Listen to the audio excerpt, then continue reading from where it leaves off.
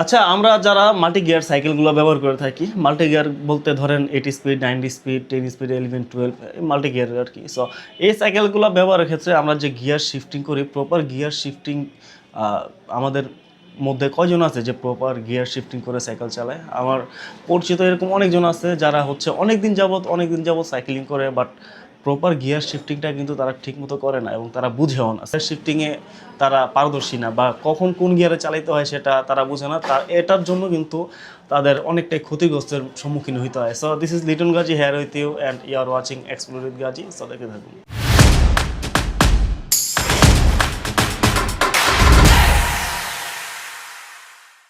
শুরুতেই যেটা বলতে চাই সেটা হচ্ছে, আমরা যদি প্রপারভাবে গিয়ারটা শিফটিং করতে পারি তাহলে কিন্তু আমাদের সাইকেলটা চালায়া আমরা আরো মজা পাবো এবং হচ্ছে অনেকটা কষ্ট আমাদের কমে যাবে। এবং আমি যদি আপনাদেরকে একটা জিনিস বলতে চাই, যে একটা মোটর সাইকেলে ওরা যে গিয়ারটা সেট করে দেয়, মোটর সাইকেল হচ্ছে ধরেন 4 স্ট্রোক বা 5 স্ট্রোকের, বর্তমানে যেগুলো লেটেস্ট মোটর সাইকেল আছে এগুলো তো 5 স্ট্রোকের গিয়ার রেশিও থাকে।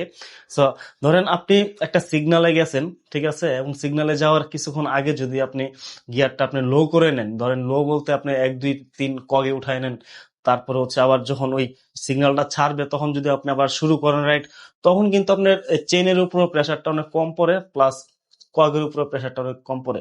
তো এই হচ্ছে সিস্টেমটা যদি একটু ফলো করেন তাহলে হচ্ছে কিন্তু আপনি আপনার পায়ে শক্তি শুরুতে কম লাগতেছে, আস্তে আস্তে আস্তে আস্তে আপনার যখন স্পিড বাড়বে আস্তে আস্তে আপনি গিয়ার রেশিওটা বাড়ান, ঠিক আছে, তখন দেখবেন যে আপনি প্রপার গিয়ার শিফটিংটা মেনটেন করলে আপনার ক্যাসেটও ভালো থাকবে, চেইনও ভালো থাকবে এবং আপনার এনার্জিও লস কম হবে, ঠিক আছে।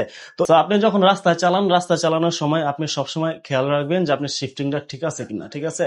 যদি শিফটিংটা ঠিকঠাক রাখতে পারেন এবং হচ্ছে আপনার শিফটিং ঠিক রাখার জন্য আপনার শিফটার, গিয়ার কেবল, হচ্ছে গিয়ার হাউজিং, পিছনের রিয়ার ডিউলার, এগুলো হচ্ছে নিয়মিত সার্ভিস রাখতে হবে।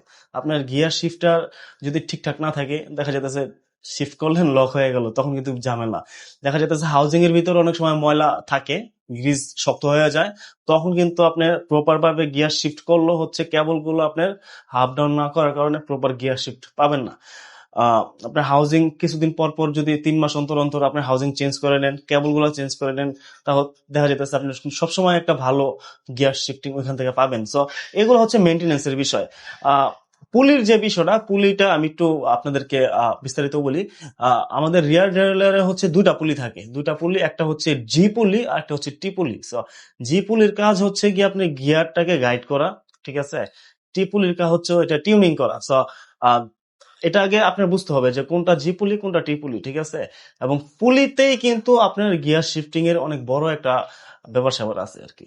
সো যেটা বলতে চাই সেটা হচ্ছে, আপনি একটা সাইকেল যখন চালাবেন এটা থেকে ভালো অ্যাডভান্টেজ নিতে হইলে গিয়ার শিফটিং এর, তখন হচ্ছে আপনি গিয়ার রেশিও মেনটেন করে গিয়ার শিফটিংটা যদি প্রপার ভাবে করে সাইকেল চালাতে পারেন, তখন হচ্ছে আপনি সাইকেলটা চালায়ও মজা পাবেন, আপনার এনার্জি ও লস অনেক কম হবে এবং হচ্ছে আপনি ক্যাসেট থেকে শুরু করে চেইন, ক্যাসেট এবং সবকিছু আপনি লাইফ টাইম অনেক বেশি পাবেন। সো যেটা মূল বিষয় সেটা হচ্ছে, আমি শুরু থেকে বলছি যে গিয়ার শিফটিং আমাদের মাঝে অনেক ভাই বাদার আছে অনেকদিন যাবত সাইক্লিং করে, শুধুমাত্র প্রপার গিয়ার শিফটিং না জানার কারণে হচ্ছে তাদের কিছুদিন পর পর অনেকগুলো টাকা লস হয়। কিভাবে লস হয়? ধরেন যে কোনো একটা কক, স্পেসিফিক একটা কক বেশি ক্ষয় হয়, চেইন দেখা যাইতেছে আপনার হাই গিয়ারে চালাইতে যায় চেইনে অনেক প্রেসার পড়ে, তখন চেইন গুলো নষ্ট হয়ে যায়, আর চেইন নষ্ট হইলে তো ক্যাসেট নষ্ট হয়ে যায়। তারপর ক্যাসেট, এই চেইনে কিন্তু ক্যাসেট খায় এবং এই চেইনই হচ্ছে আপনার পুলি খায়, ঠিক আছে, এই চেইনই সব খায়া ফেলায়। তো এই চেইন আহ খাইয়া পালায় কি করে না করে, এগুলো নিয়ে অন্য একটা ভিডিও তো অনেক কথা হইতে পারে, ক্যাসেট, চেইন এগুলো খোয়ার বিষয়ে আর অনেক বিস্তারিত কথা হইতে পারে, বাট আজকে শুধুমাত্র যেহেতু শিফটিং নিয়ে কথা বলতেছি, সো চাইলাম যে একটু ভাই বাদার সাথে জিনিসটা শেয়ার করি। সো ভিডিওটা এই পর্যন্তই ছিল। আল্লাহ হাফেজ, ভালো থাকবেন সবাই, দেখা হবে পরবর্তী অন্য কোনো ভিডিওতে। আসসালামু আলাইকুম।